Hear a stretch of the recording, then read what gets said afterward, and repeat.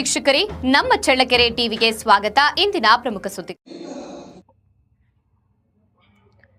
ಚಿತ್ರದುರ್ಗ ಜಿಲ್ಲೆಯ ಹಿರಿಯೂರು ಸಮೀಪ ಲೋಕಾಯುಕ್ತಾಧಿಕಾರಿಗಳು ನಡೆಸಿದ ಬಲೆ ಬೀಸುವ ಕಾರ್ಯಾಚರಣೆಯಲ್ಲಿ ಪ್ರವಾಸೋದ್ಯಮ ಇಲಾಖೆಯ ಜಂಟಿ ನಿರ್ದೇಶಕರೊಬ್ಬರು 5 ಲಕ್ಷ ಲಂಚ ಸ್ವೀಕರಿಸುತ್ತಿದ್ದ ವೇಳೆ ರೆಡ್ ಹ್ಯಾಂಡ್ ಆಗಿ ಸಿಕ್ಕಿಬಿದ್ದಿದ್ದಾರೆ.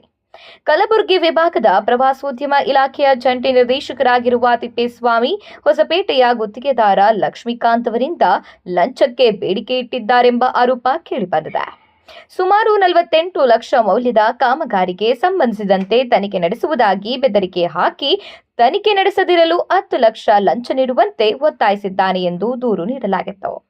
ದೂರಿನ ಆಧಾರದ ಮೇಲೆ ಇಂದು ಹಿರಿಯೂರು ಸಮೀಪ ಲೋಕಾಯುಕ್ತಾಧಿಕಾರಿಗಳ ಬಲೆ ಬೀಸಿ 5 ಲಕ್ಷ ಲಂಚ ಸ್ವೀಕರಿಸುತ್ತಿದ್ದ ವೇಳೆ ತಿಪ್ಪೇಸ್ವಾಮಿ ಅವರನ್ನ ರೆಡ್ ಹ್ಯಾಂಡ್ ಆಗಿ ಬಂಧಿಸಿದ್ದಾರೆ. ಬಂಧಿತ ಅಧಿಕಾರಿಯನ್ನ ವಶಕ್ಕೆ ಪಡೆದು ಲೋಕಾಯುಕ್ತಾಧಿಕಾರಿಗಳು ವಿಚಾರಣೆ ನಡೆಸುತ್ತಿದ್ದಾರೆ.